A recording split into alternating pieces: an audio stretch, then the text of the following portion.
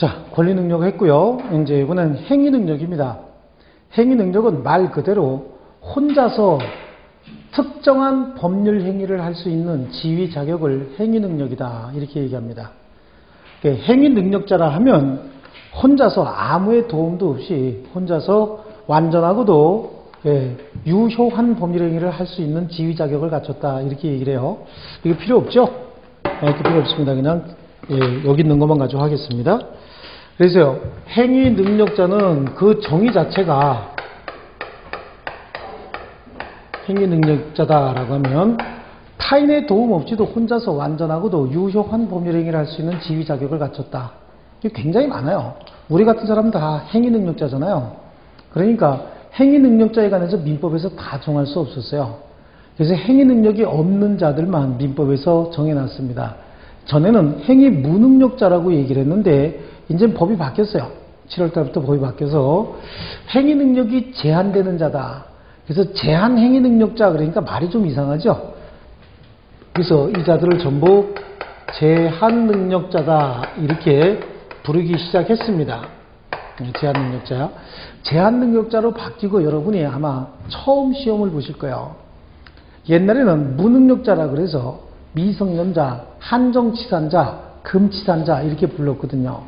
근데 지금은 미성년자, 한치산자, 금치산자 그런 얘기 쓰지 않습니다. 미성년자는 그냥 미성년자고요. 한정치산자, 금치산자는 이제 용어가 없어졌어요. 그래서 피한정후견인, 피성년후견인 이렇게 이야기합니다. 이게 이제 성년후견제도다 이렇게 얘기를 합니다. 그래서 제한능력자는 세 가지 유형이 있어요. 미성년자.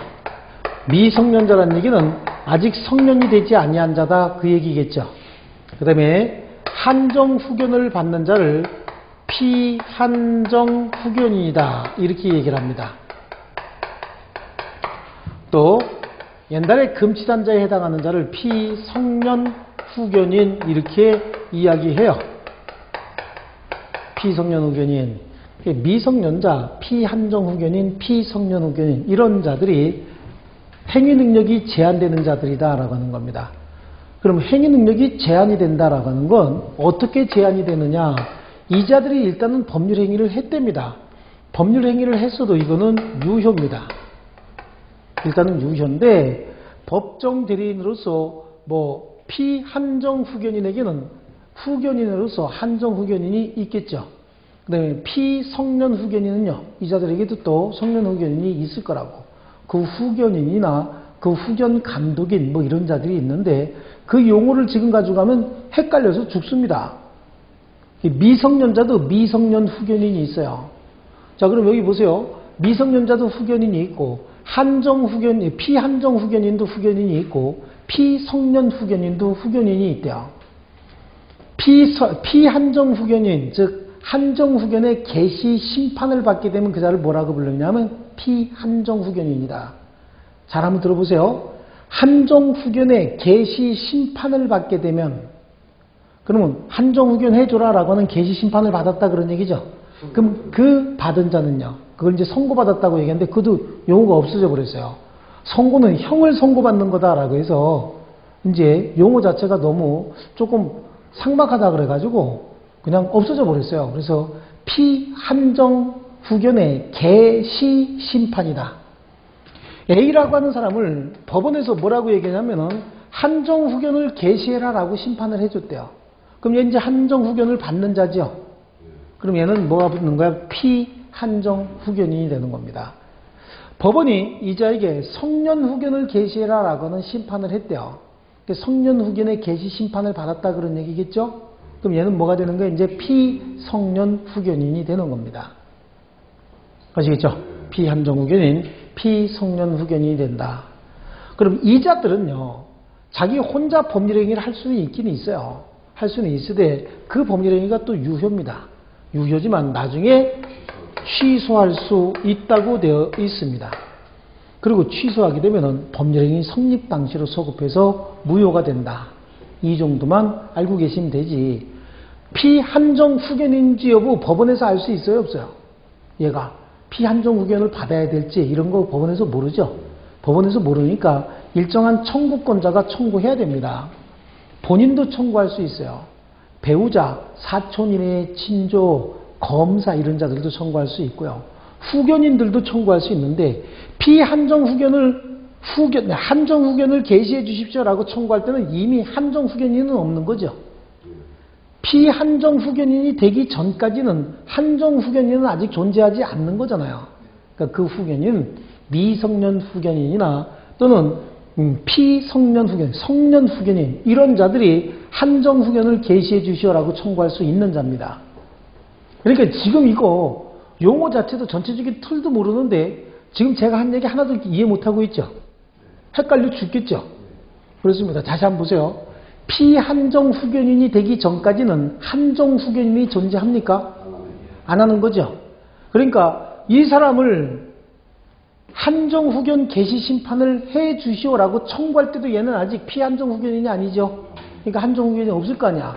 그러니까 그걸 청구할 수 있는 후견인은 미성년자에게 있는 미성년 후견인 아니면 피성년 후견자에게 있는 성년 후견인이 있을 거 아니에요. 그런 자들은 한정 후견의 개시 심판을 청구할 수 있는 자예요. 그럼 그 반대로 성년 후견의 개시 심판을 청구할 수 있는 자는 누구냐? 미성년 후견인, 성년 후견의 개시 심판 청구할 수 있겠죠? 그렇죠? 네. 한정 후견인도 성년 후견의 개시 심판을 청구할 수 있는 거야. 그런데 성년 후견인은 아직 없잖아, 지금.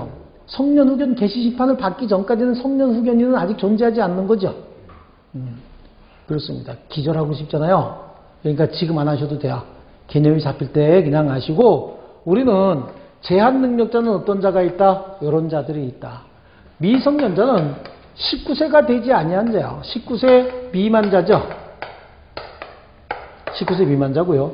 피한정 후견인이나 피성년 후견인은 일정한 청구권자의 청구에 의해서 가정법원으로부터 한정 후견의 개시 심판 또는 성년 후견의 개시 심판을 받은 자예요.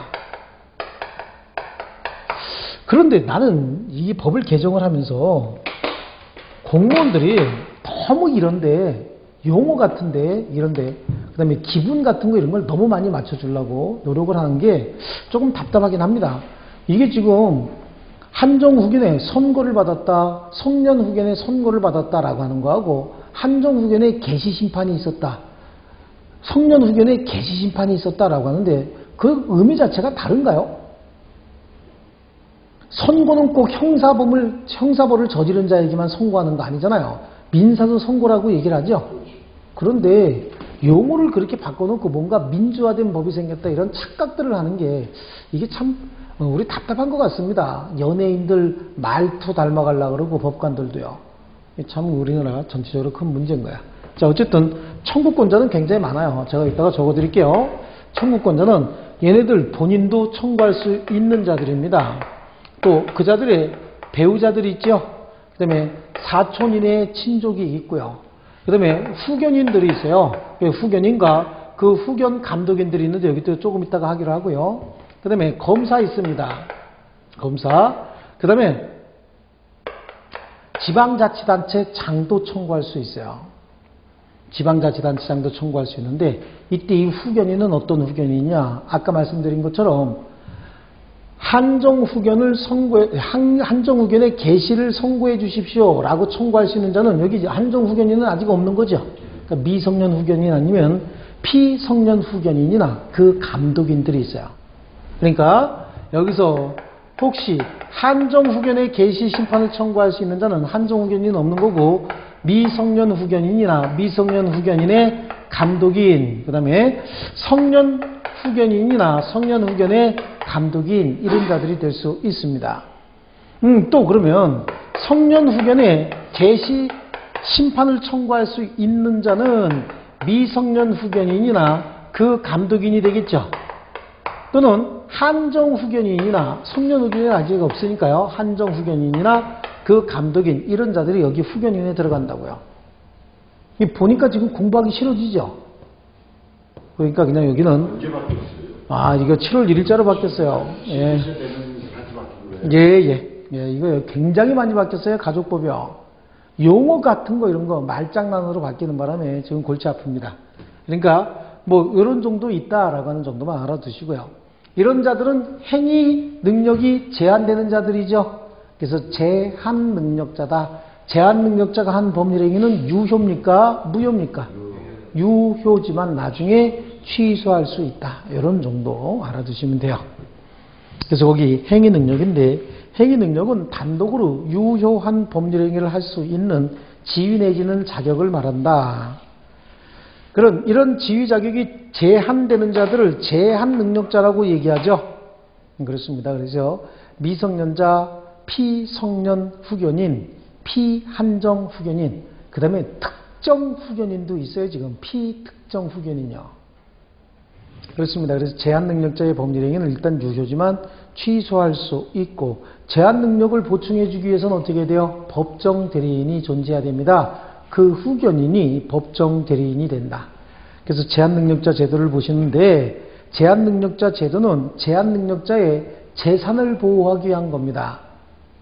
재산을 보호하기 위한 제도예요. 그래서 재산상의 법률 행위에만 적용이 되는 거고요.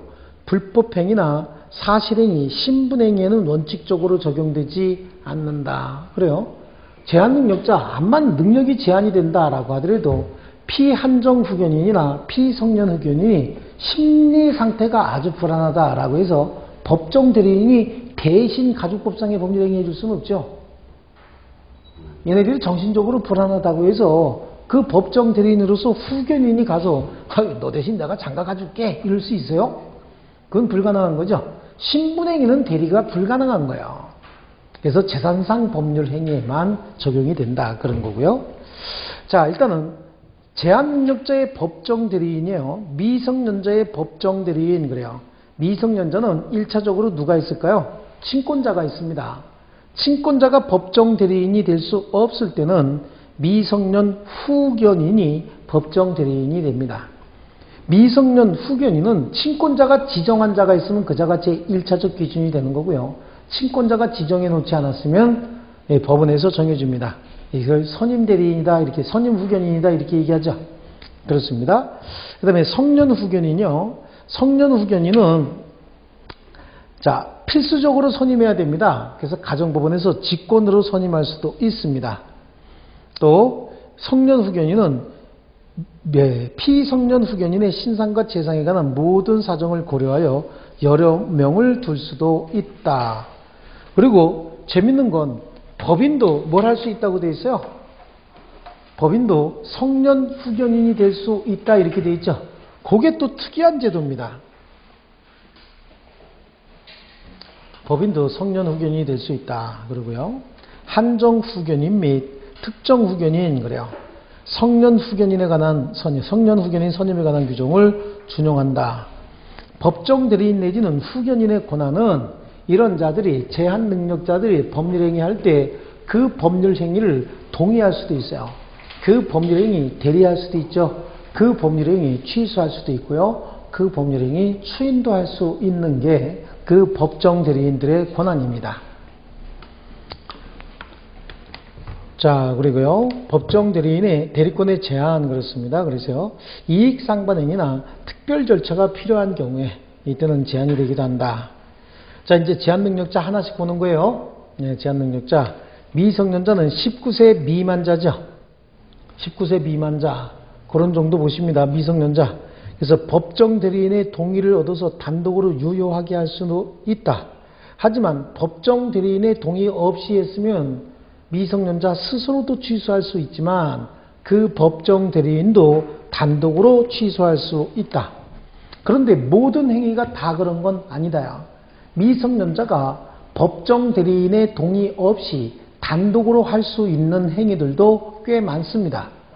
법정 대리인의 동의 없이 단독으로 할 수 있다의 의미는 법정 대리인 동의 없이 했어도 취소할 수 없다라고 하는 걸 의미하는 거고요.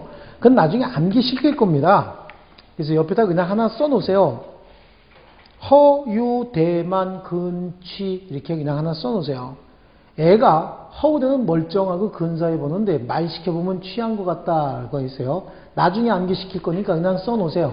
허, 유, 대, 만, 근, 취 이렇게요. 허,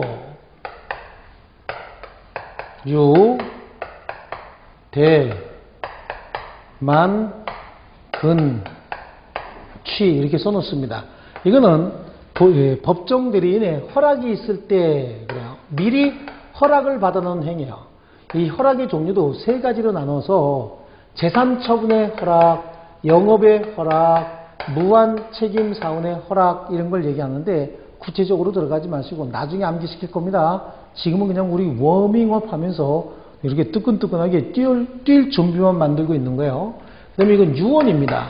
유언은 만 17세 이상이 된 경우에는 법정 대리인 동의 없이도 유언할 수 있고요. 타인의 대리인이 될 수 있습니다. 타인의 대리인이 될 수 있어요. 대리인은 행위능력자임을 요하지 않는다. 그러니까 제한능력자도 대리인이 될 수 있다. 이 만 이게 재밌어요. 만은 권리만 얻거나 의무만을 면하는 경우도 있죠. 의무만을 면하는 경우 있대요. 자, 그 다음에 근로계약인 거야. 근로계약입니다. 자신이 노무를 제공하는 근로계약 있죠. 스스로 체결할 수 있습니다. 그리고 자신이 한 법률행위 취소할 수 있다라고 하는 거고, 요건 좀 잘 나오는 편입니다. 잘 나오는 편이니까 그냥 이렇게 허, 유, 대, 만이라도 근사해야 되죠. 미성년자하고 법률행위 하면서 애 조그만한 애하고 법률행위 하면 되냐고요. 그래도 체격이 커갖고 겉으로 봐서는 어린애인지 아닌지 모를 정도는 돼야지. 허우대만이라도 좀 근사해야 되겠죠. 그렇습니다. 근데 말 시켜보면 애 어려 보인다 뭐 그런 거고요. 자, 그래서 나중에 그거 암기할 거니까 옆에다 그냥 써놓으셨죠. 허유대만 근치 그래. 근데 이게 정말로 웃겨요. 이게 나중에 제가 여러분들이 앞 글자만이라도 이렇게 해놓은 거하고 안 한 거하고는 나중에 차이가 굉장히 많아요. 요거만이라도 해놨으면 나중에 볼 때 굉장히 친숙해 보여. 굉장히 오래전부터 친했던 것 같아요. 그런 느낌이 든다고. 자, 그 다음에요. 됐습니다. 그 동의나 허락의 취소 또는 제한이라고 하는데 그거 뭐 굳이 다 암기하실 필요 없습니다. 자, 그 다음에 그러면 이제 제한 능력자 중에서 미성년자 거기 봤죠? 예, 미성년자 봤고요. 그 다음에 피성년 후견인이 나옵니다. 피성년 후견인요.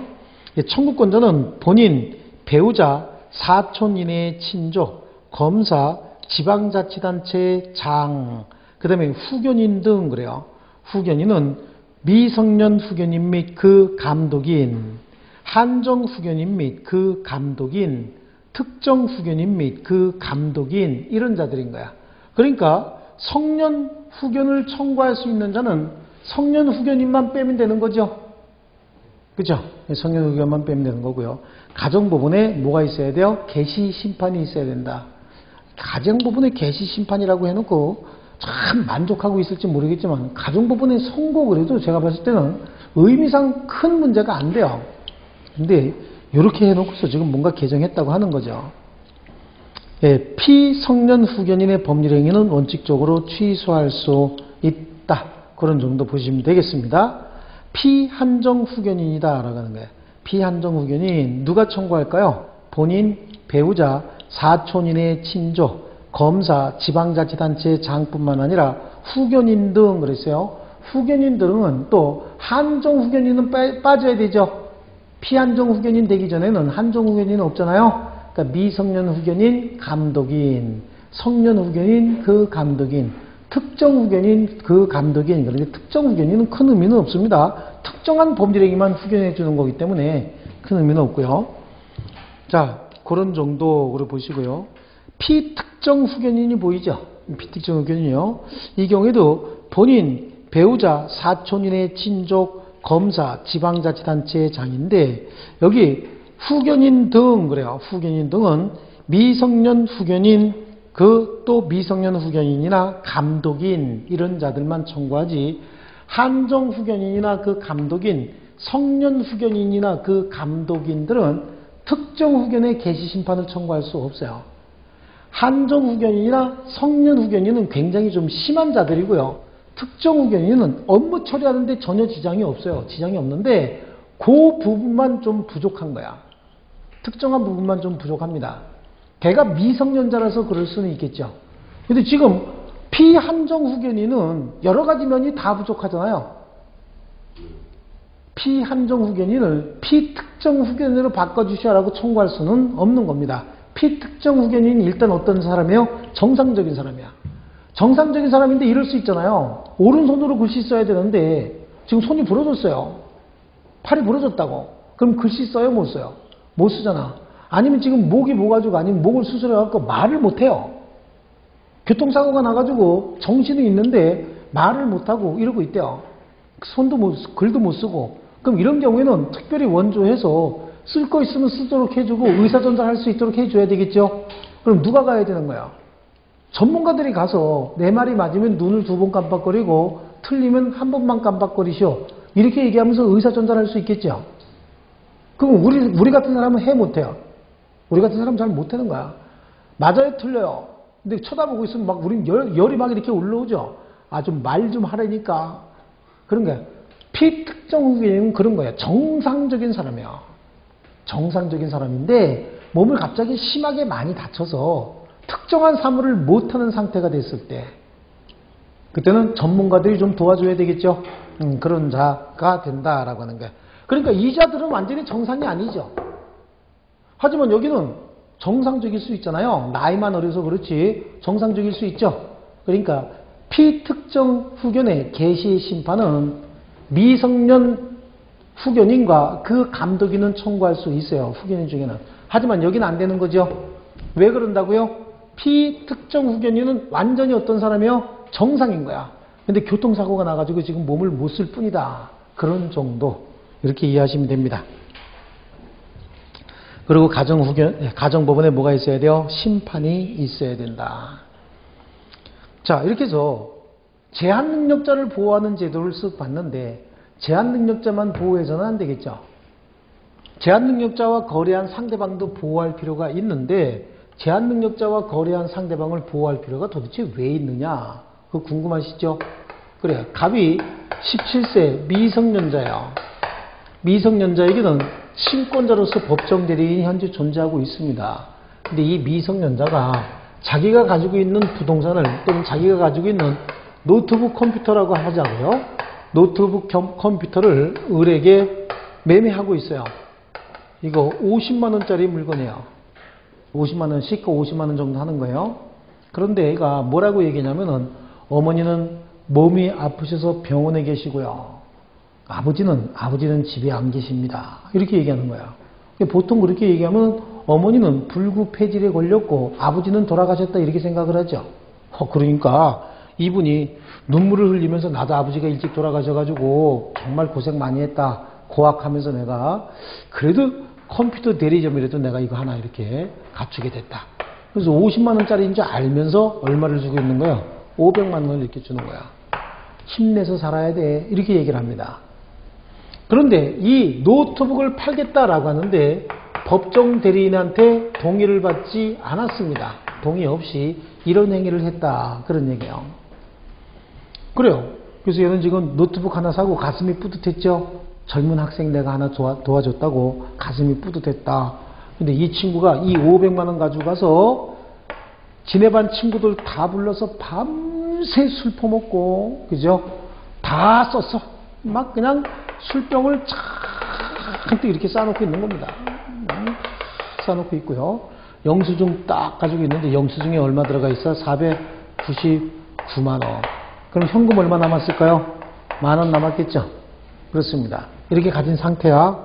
그 다음날 갑이 와가지고 지 친구들한테 얘들아 술병 다 갖고 와 이렇게 얘기를 하는 거예요. 그리고 499만원짜리 영수증하고 현금 10,000원 가져와서 여기 와서 아자씨 그러면서 어제 한 법률행위 뭐 하겠습니다? 취소하겠습니다. 라고 하면 어제 한 이 법률행위 소급해서 무효가 돼요. 법률행위 성립 당시부터 뭐가 돼요? 무효가 된다고. 무효가 되면은 나하고 매매계약 체결해서 가지고 계시죠? 그럼 난 뭘 가지고 있을까? 돈 가지고 있잖아요. 근데 매매계약이 무효가 되면 이게 없었던 상태로 돌려놔야 되죠? 그럼 서로 주고받은 거 어떻게 해야 돼? 돌려줘야 된다고. 이걸 뭐라고 얘기하냐면 부당이득 반환이다 라고 얘기한다고. 매매계약을 체결해서 내가 줬거든요. 나는 돈을 받았잖아요. 근데 매매계약이 처음부터 없었던 게 돼버려요. 소멸해버려요. 전부 싹 다 소멸해버려. 그럼 어떻게 돼? 이거 원래 저기 가 있으면 안 되죠?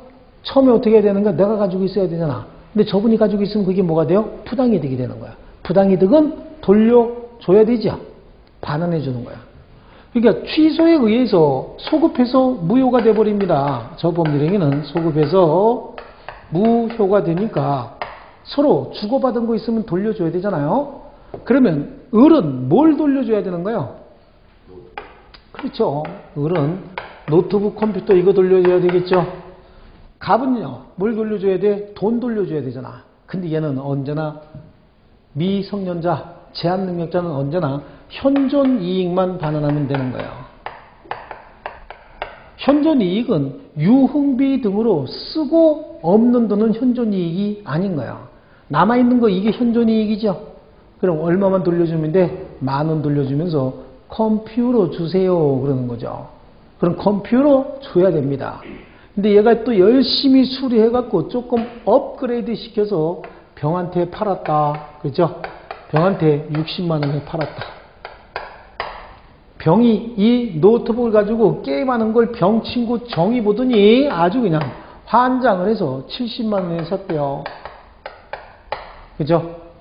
정이 이 노트북 자랑하니까 무가 지 엄마 졸라갖고 떼굴떼굴 굴러가면서 졸라가지고 80만 원에 무가 또 샀대죠. 계속 할까요? 안 해도 되겠죠? 그렇습니다. 이런 상태인데 얘가 취소해버렸대. 그럼 이후에 법률관계에 뭐가 되는 거야? 싹 다 무효가 됩니다. 싹 다 무효가 되면 돌려줘야 된다 그런 얘기죠. 돌려줘야 된다 그런 얘기야. 이렇게 돌려줘야 돼요. 그러면 얘가 가갖고 쫓아다니면서 전부 어떻게 돼? 무릎 꿇고 빌어서 찾아와야 되겠죠. 그런 거야. 그러니까 이 상대방은 기가 막히잖아요. 잘 보면은 50만 원짜리 알면서도 애가 눈물을 뚝뚝 흘리면서 어머니는 아프시고 편찮으시고 아버지는 집에 안 계신다고. 집에 안 계셨어. 회사 가셨어 아버지는. 그리고 어머니도 진짜 감기 걸려갖고 약국에서 약 사다 먹고 누워 주무시고 계셨다고. 거짓말한 건 아니죠. 하지만 분위기가 그게 아니잖아. 그랬어도 어떡한다고요? 무조건 현존 이익만 반환하면 되는 거예요. 아시겠죠? 왜 이런 제도를 취해놨냐면은 미성년자 보호가 사회 어떠한 법익보다 더 크다고 보는 거예요. 아시겠죠? 사회 어떤 법익보다 더 크다 이렇게 보는 겁니다. 그래서 미성년자 보호가 가장 중요한 법익으로 봅니다. 그러다 보니까 상대방도 보호할 필요가 좀 있잖아요. 이건 너무 큰 손해를 얻게 되죠. 그래서 상대방도 일부 보호한다라고 하는 규정이 있는데 그걸 무능력자와 거래한 상대방 보호제도다 이렇게 얘기합니다. 상대방 보호제도는 이거는 암기해서 시험에 반드시 나오기는 나오는 제도지만 지금 암기하는 건 필요 없어요. 왜 상대방을 보호해야 되는지 이거는 지금 충분히 이해하셨죠? 그렇죠? 이렇게 상대방을 보호하는 제도는 취소할 수 있는 모든 법률행위에 다 적용되는 제도를 일반적 보호제도다라고 이야기합니다. 그런데 모든 취소할 수 있는 법률행위뿐만 아니라 여기 이거 말고 미성년자 즉 제한능력자와 거래한 상대방에게만 적용되는 특유의 보호제도가 있어요. 이 특유의 보호제도는 일단은 확답을 촉구할 권리, 그래서 이걸 이제 최고권이라고 얘기를 하고, 그 다음에 계약의 철회권이라고 얘기하고, 그 다음에 단독행위의 거절권, 그렇습니다. 사수를 이번에 바뀐 때는 속임수 이렇게 얘기합니다. 속임수를 사용했을 때 취소권이 배제가 된다. 여러 가지가 있는데 이거를 지금 중요하기는 하지만 지금은 하지 말자라고 하는 거죠. 보호제도는 일반적 보호제도와 특별보호제도 정도로 이렇게 나눈다. 특별보호제도는 이 제한능력자와 거래한 상대방에게만 적용되는 제도인데 상대방도 보호할 필요가 충분히 있다라고 하는 거 요거 인식하시면 돼요. 상대방 보호제도도 있다.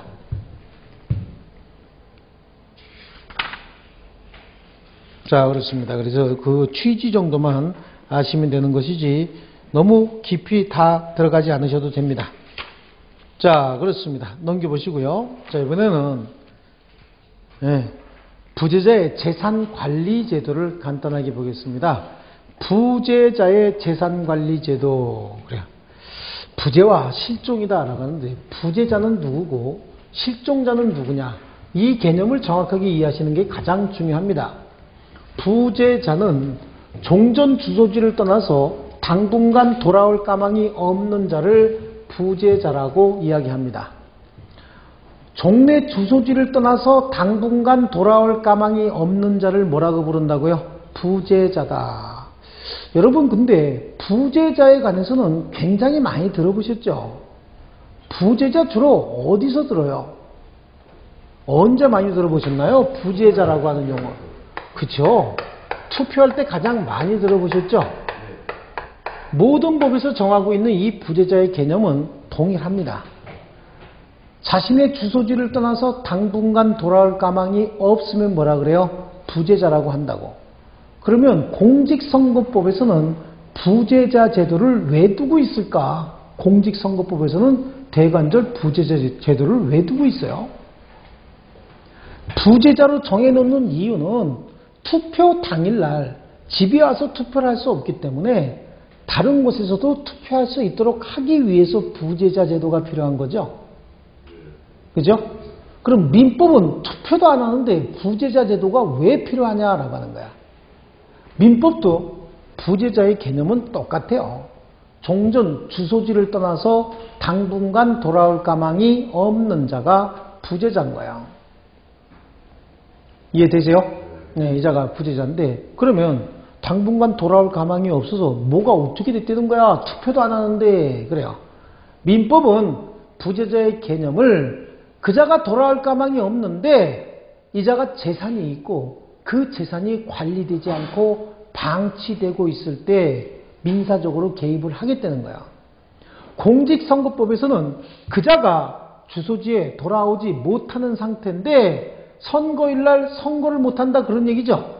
그러니까 국가에서 개입해서 선거할 수 있도록 해주겠다는 거고, 민법상 부재자 제도는 집에 돌아오지 못하는 건 똑같은데 이 자에게 재산이 있고 그 재산이 관리되지 않고 방치되어 있다 보니까 이놈 저놈 도둑놈들이 와서 막 뜯어먹을 거 아니냐고, 그걸 방지해서 나중에 돌아오고 난 다음에 원만한 경제활동을 영위할 수 있도록 하기 위해서 국가에서 후원해주는 제도인 거예요. 부재자 제도가.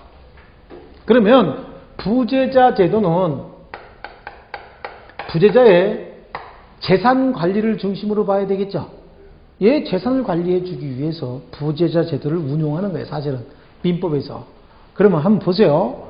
부재자에게 재산 관리인이 있는 경우도 있고 부재자에게 재산 관리인이 없는 경우도 있죠. 그죠? 부재자에게 재산 관리인이 있다는 얘기는 부재자의 재산이 잘 관리되고 있다, 그 얘기잖아요. 그러면 온 동네에 거지들이 와서 뜯어먹어야 안 뜯어먹어야? 그렇죠? 나쁜 사람들 와서 안 뜯어먹고 있을 거라고. 그럼 국가에서 개입할 필요가 없는 거겠죠. 그런데 부재자에게 재산관리인이 없대요. 재산관리인이 없다라고 하는 건 지금 친권자도 없다, 그런 얘기죠. 친권자도 없고요. 후견인도 없다, 그 얘기인 거야. 친권자도 없고 후견인도 없다. 친권자는 미성년자의 부모를 친권자라고 얘기해요. 미성년자의 뭐요? 부모. 그쵸?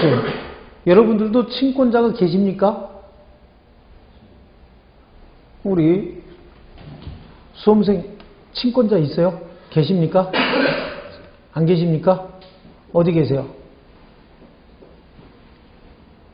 저기 우리 어머니는 친권자가 지금 계십니까? 그러니까 혹시 친권자가 계시냐고. 본인의 친권자가.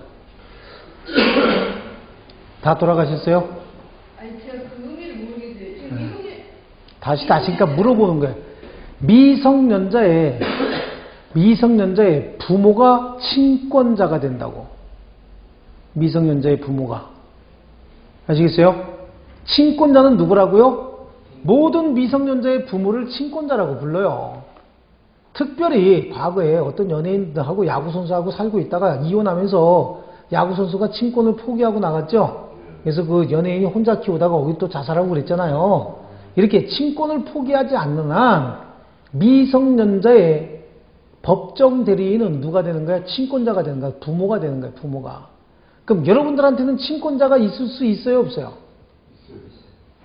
친권자가 있을 수 없지. 왜? 여러분은 이미 미성년자가 아니니까. 그러면 미성년자에게는 친권자가 존재한다고 하면 우리한테는 그럼 어떤 분들이 계실까요? 어머니 아버지 살아계시면 민법적으로 직계 존속이라고 얘기하는 거예요. 아시겠어요? 그러면 친권자가 있다라고 한다면 그 친권자는 뭐가 되는 거예요? 미성년자의 법정 대리인이 되는 거죠. 그럼 법정 대리인이라고 한다면 뭐요? 재산 관리할 권리도 있고 의무도 있는 자인 거예요. 그게 친권인 거예요. 또 후견인이 있으면 후견인도 뭐가 되는 거죠? 법정 대리인으로서 재산 관리해 줘야 되죠.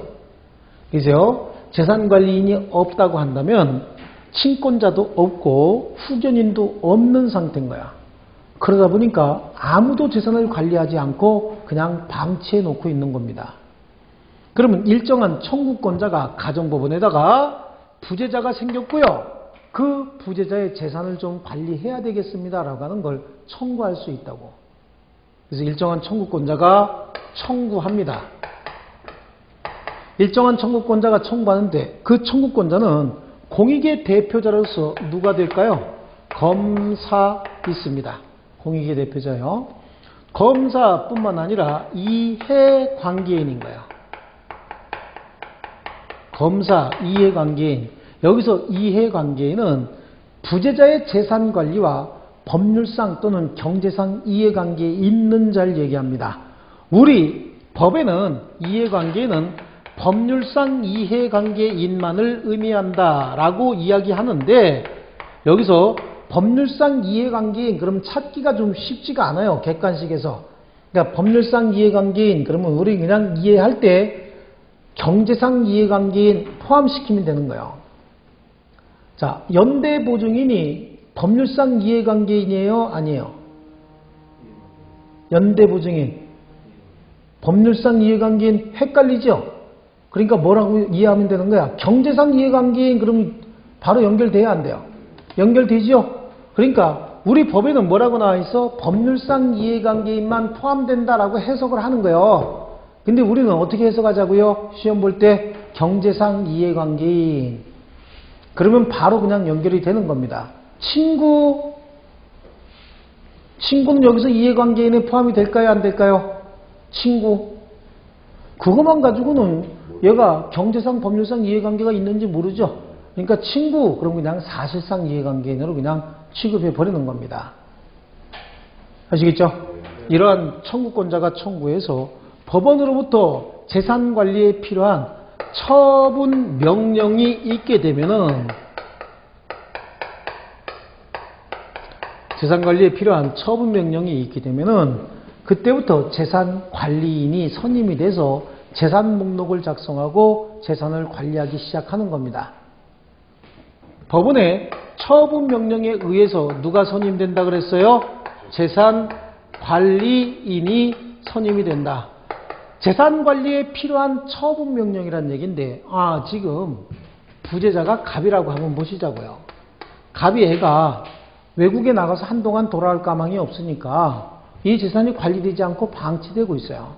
그러다 보니까 일정한 청구권자가 청구해서 가정법원으로부터 재산관리에 필요한 처분 명령을 받았대요. 관리에 필요한 처분 명령이죠. 그렇다고 한다면 재산을 관리해 주려면 아무나 와서 그냥 관리해 주냐고. 보수 줘야 될 거 아니에요. 관리 비용 들죠?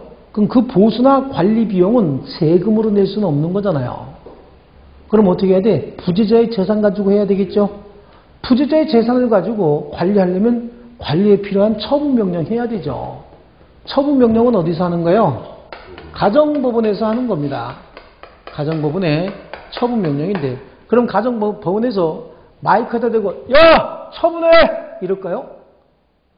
아니겠죠? 누군가를 정해서 네가 가서 깔끔하게 잘 좀 처분해라 라고 할 거 아니냐고. 그 자가 누구요? 재산관리인인 거예요. 재산관리인을 선임해서 재산관리에 필요한 처분 명령을 수행하도록 한다고. 그럼 이제 더 이상 적지 않을 겁니다. 암기할 거 아니니까 재밌게 그냥 들으세요. 재미는 없죠? 예, 재미없어도 재밌게 들으셔야 돼요. 좀 재밌어요. 예, 재밌어지죠? 예, 우리가 몰랐던 걸 이렇게 알게 되기 때문에 재밌어질 겁니다. 그러면 이 재산관리인이 재산을 관리하기 위해서 제일 먼저 필요한 게 뭐예요?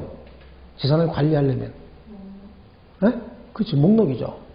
뭐뭐 있는지 알아야 관리할 거 아니에요. 그죠? 그래서 재산 목록을 작성합니다. 재산 목록을 작성하고 재산 관리인은 재산을 관리할 사람이죠. 관리하기 위해서는 일단은 재산 목록을 작성합니다. 목록을 작성하고 기타 관리 행위를 할 수 있어요. 이때 관리 행위는 그 재산을 보존하는 보존행위, 이용하는 이용행위, 계량하는 계량행위, 이런 것들은 전부 관리행위로 봅니다. 다만 처분행위는요, 그래, 처분행위는 관리행위가 아니죠. 지금 이자는 재산관리인이지 관리처분인이 아니잖아요.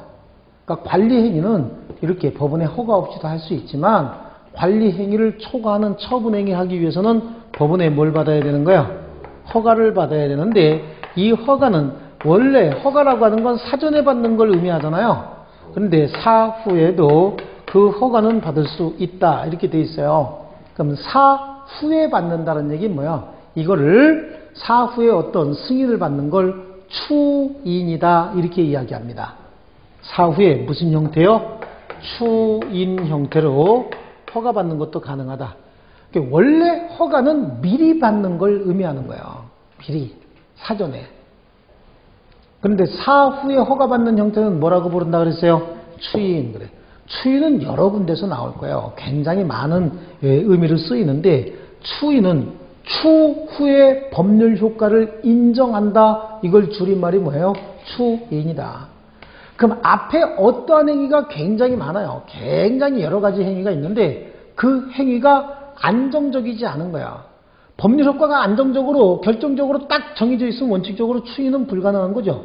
이미 정해져 있는 법률 효과를 뭐 하려고 추인하냐고. 앞에 있는 법률 행위가 그 효과 면에서 안정이 안 됐어. 나중에 바뀔 가능성이 있대요. 이걸 어떻게 한다고요? 사후에 어떤 의사표시를 가지고 확정적으로 그 효력을 인정해 주는 걸 추인이다. 쉽게 얘기하면 추후에 인정한다. 아시겠죠? 그런 거다라고 하는 거고요. 부재자에게 재산관리인이 있으면 개입하지 않는다 그랬죠? 이 경우는 원래 불개입인 거예요. 지네끼리 알아서 재산을 관리하면 되는 겁니다. 그런데 문제는 부재자에게 재산관리인이 있어도 본인의 부재 중에 재산관리인이 아직 돌아오기 전에 재산관리인의 권한이 소멸했대요. 재산관리인의 권한이 소멸할 수 있죠. 대리인의 권한이 소멸하는 거야. 대리인이 파산해버렸대요. 대리인이 파산해버리면 대리권 소멸해버리거든요.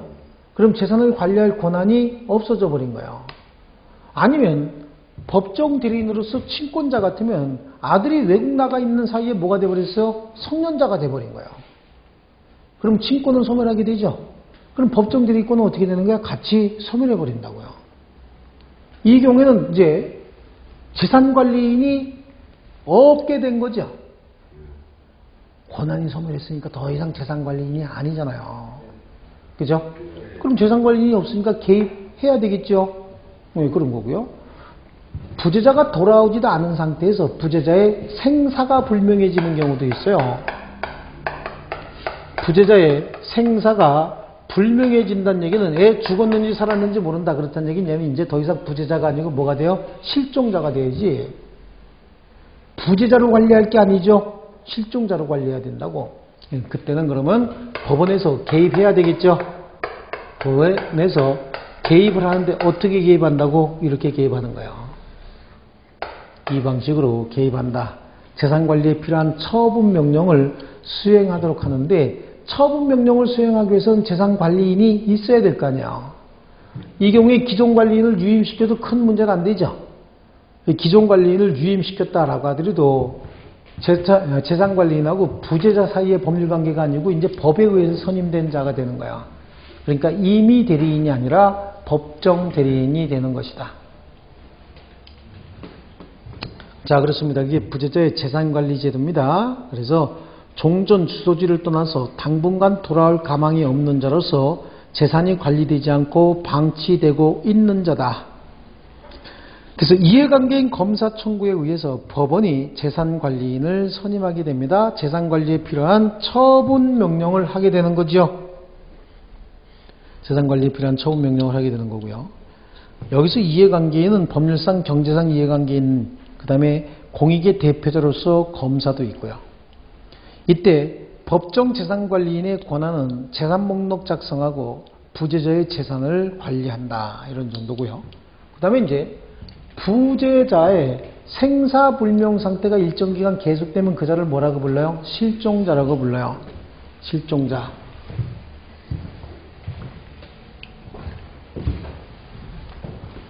생사불명이라는 얘기는 뭐죠? 죽었는지 살았는지 모르겠는데 사망의 개연성이 높다. 그걸 의미하는 거예요. 그걸 실종자라고 얘기합니다. 그래서 실종 선고제도가 있어요. 실종 선고다라고 하는데 많이 들어보셨죠? 실종자요? 실종자. 어떤 자예요? 어떤 자를 실종자라고 얘기할까요? 저 부재자가 당분간 돌아올 가망이 없는 자가 생사가 불명해지면 그게 뭐가 돼요? 실종자야. 사망의 개연성이 굉장히 높은 상태가 됐대요. 그럼 그 자를 실종자라고 이야기합니다. 그래서 부재자가 생사불명 상태가 일정 기간 계속돼야 되는데, 자, 누가 돼서 생사가 불명해졌다 그런 얘기죠? 생사가 불명해진 상태에서 일정 기간이 지나야 됩니다. 이 기간을 우리는 실종 선고기간이다. 실종기간이다. 실종기간이 지나야 되는데, 실종기간은 그 실종의 원인에 따라서 특별 실종이냐, 일반 실종부터 하시죠.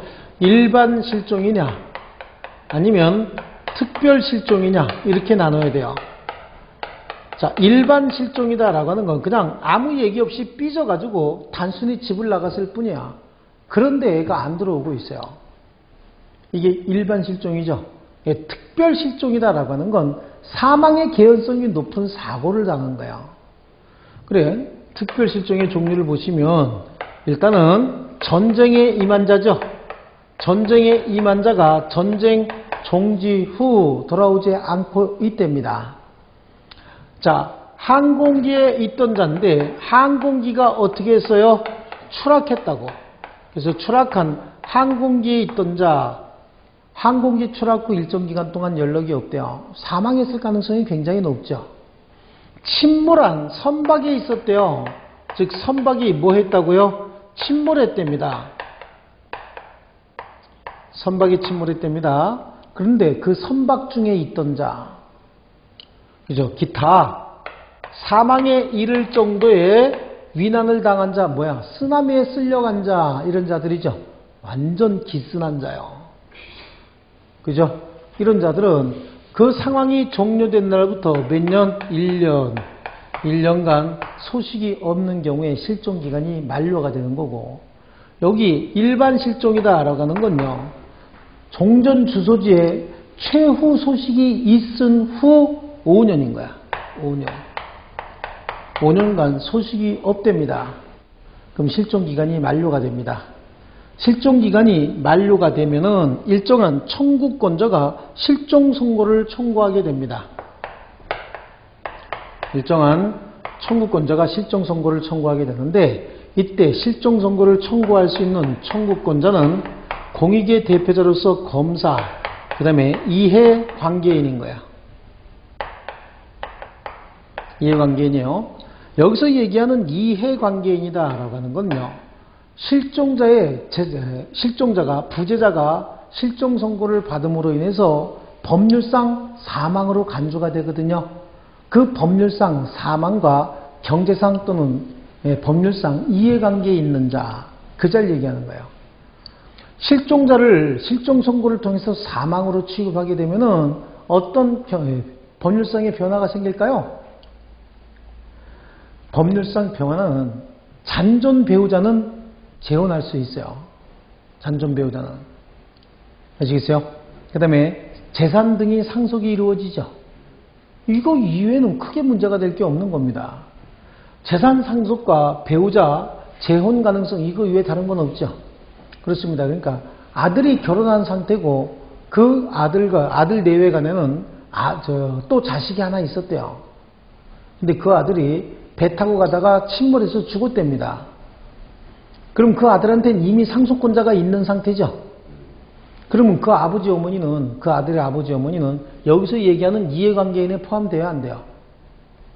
안 되는 거야. 아무런 법률상 경제상 이해관계가 없어요. 그 아들이 죽으면 그 아들의 재산은 며느리하고 손주들이 상속을 받잖아요. 그 아버지는 상속받는 거 있어 없어?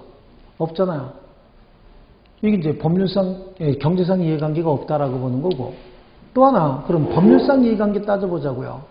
배우자는 남편이 실종 선고를 받아서 사망으로 간주가 되면 배우자는 옆집 아저씨 만날 수 있어요 없어요?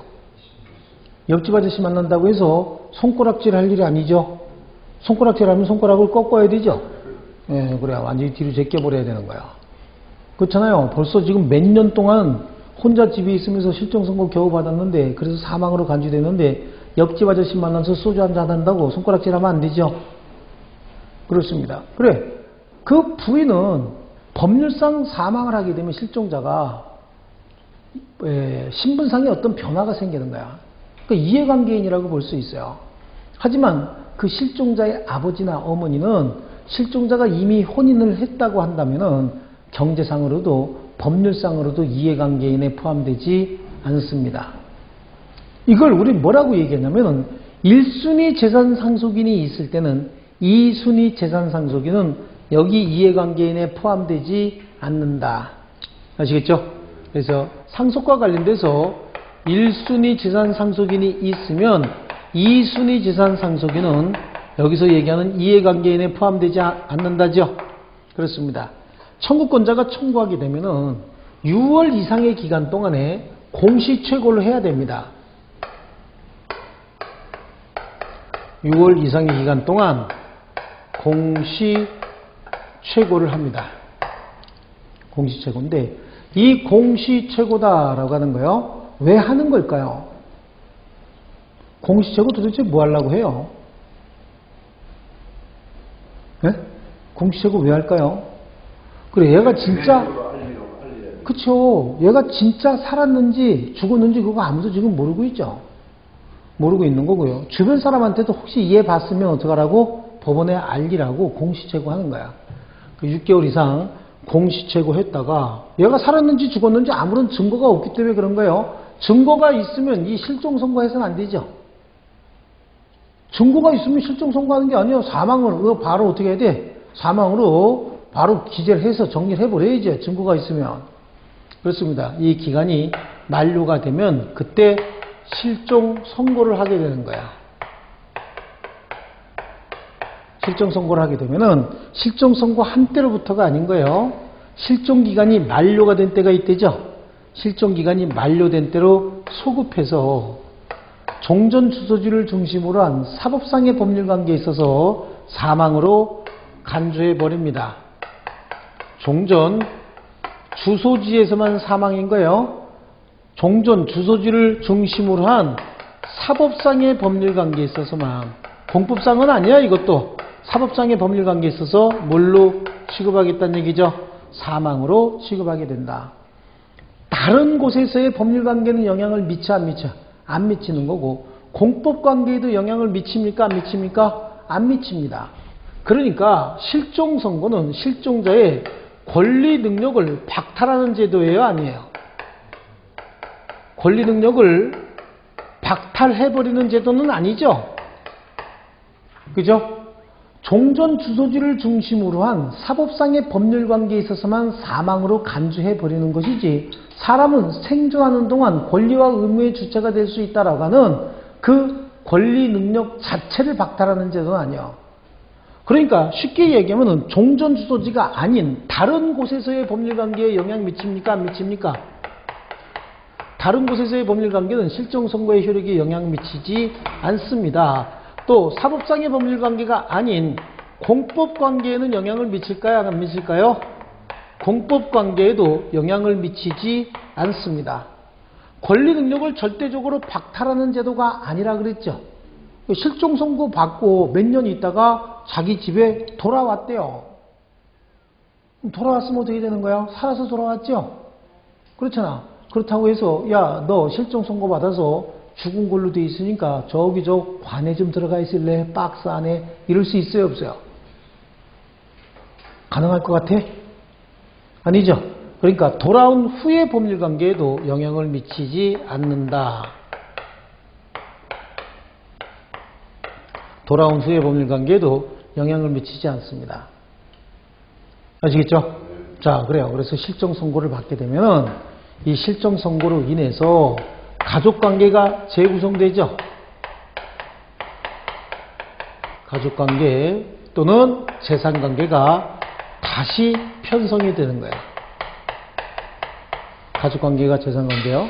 가족관계는 잔존 배우자는 어떻게 되는 거죠? 재혼할 수 있죠. 그 다음에 재산관계도 상속이 이루어지죠. 그래서 상속인들에게 재산이 분배되기 시작합니다. 그런데 그냥 그걸로 끝났으면 좋겠는데 한참 있다가 애가 나타나죠. 이게 실종 선고에 취소 사유가 나타나는 거야. 이렇게 삐뚤어지냐? 실종 선고에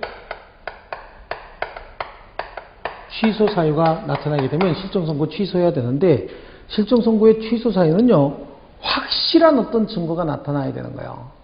실종 선고에 의한 사망, 종전 주소지를 중심으로 한 사법상 법률 관계에 있어서 사망으로 간주한다 이렇게 되어 있거든요. 이거는 간주제도인 거예요. 실종 선고에 의해서 사망으로 간주해준다. 간주해준다는 얘기는 반대 증거가 명백하게 제시가 된다라고 해서 그 간주의 효력이 소멸하는 것은 아니다. 뒤집어지지 않는다는 얘기야. 그럼 사망 간주의 효력이 뒤집어지기 위해서는 어떻게 돼요?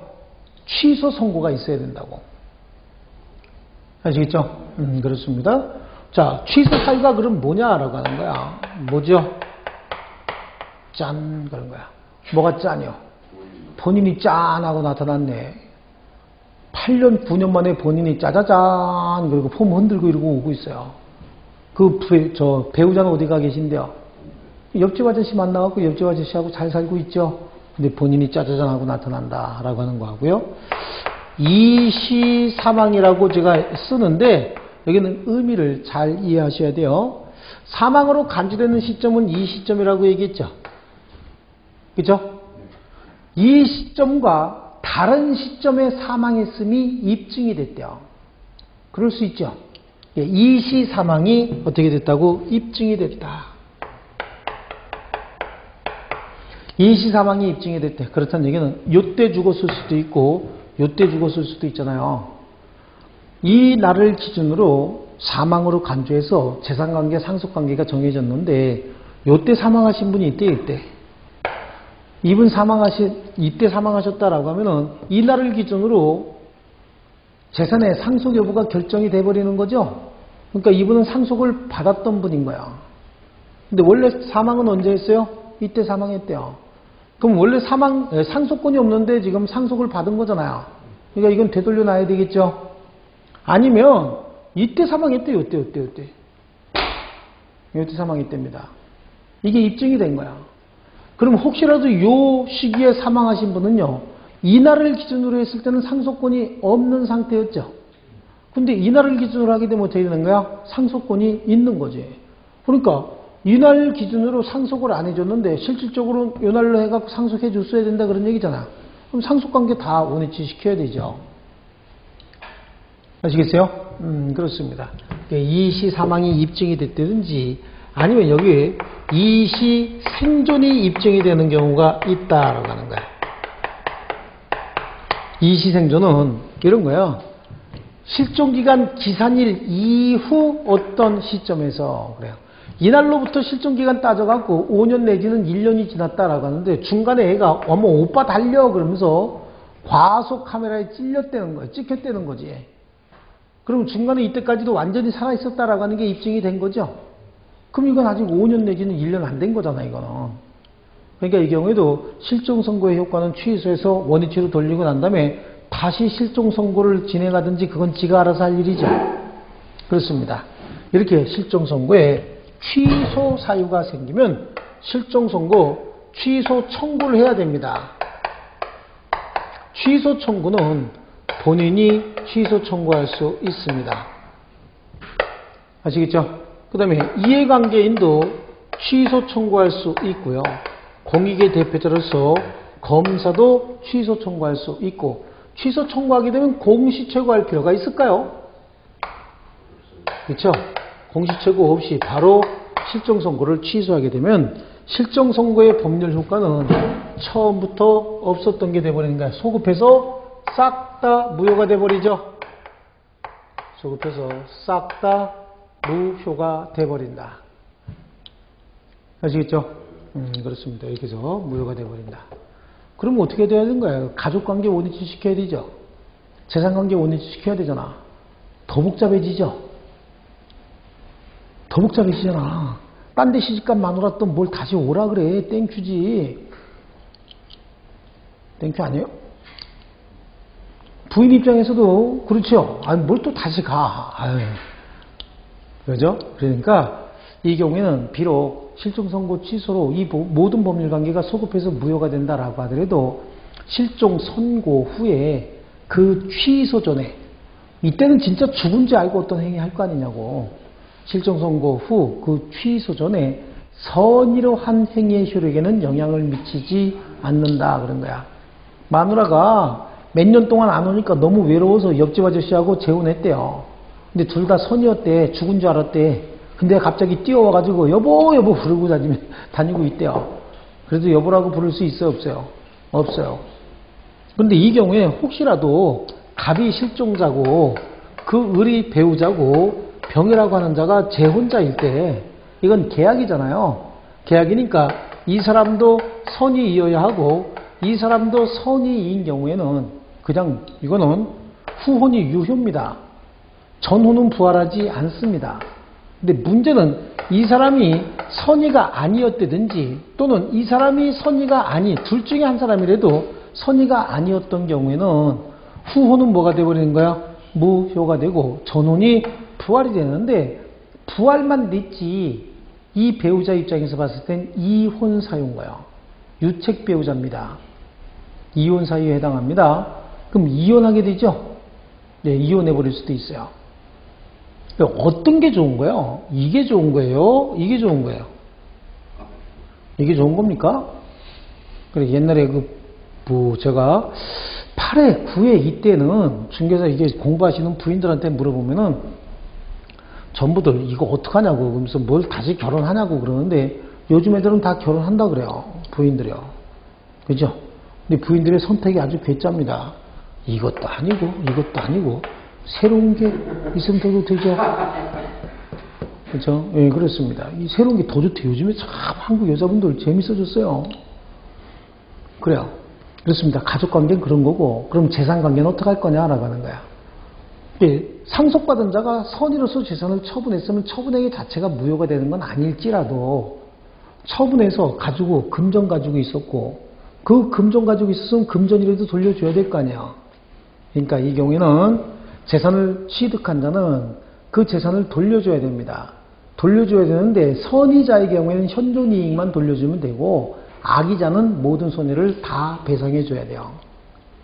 그 아들이 상속받아갖고 얼른 다 쓰고서 지금 한 1,000만 원밖에 안 남아있대요. 그럼 1,000만 원만 주면 되는 거죠. 근데 그 아들은 지 아버지 살아있는 거 알고 있었대. 그러고도 상속받아서 다 썼대. 걔는 손해까지 다 배상해 줘야 됩니다. 아시겠죠? 예, 그렇습니다.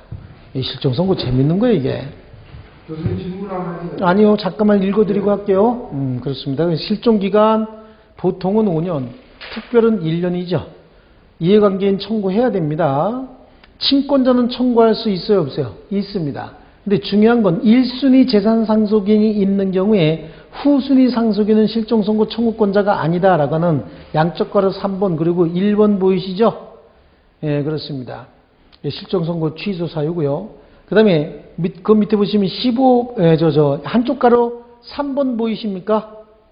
한쪽 가로 3번, 양쪽 가로 3번에 한쪽 가로 3번 보이시죠? 실종선고 취소의 효과 보이세요? 예.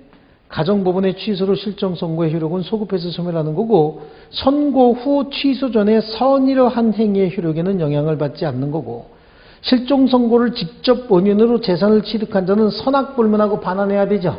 선의는 현존 이익만, 악의는 모든 손해를 다 배상하여야 한다. 그렇습니다. 이제 질문하세요. 외국에서 실종되면 그럼 어디 일반에 들어가는 게 특별으로 들어가는 거예요? 원인에 따라서 다릅니다. 장소가 아니고요. 원인으로 따지는 겁니다. 예. 외국에서 무슨 일로 실종되셨죠? 아니, 10몇 년 동안 연락이 안 돼서. 그럼 일반이 됐든 특별히 됐든 다 청구할 수 있는 요건은 갖췄네요. 실종 신고를 한 지가 얼마 안 돼가지고. 그거하고는 관계없습니다. 예. 자, 조금 쉬었다가 계속하겠습니다.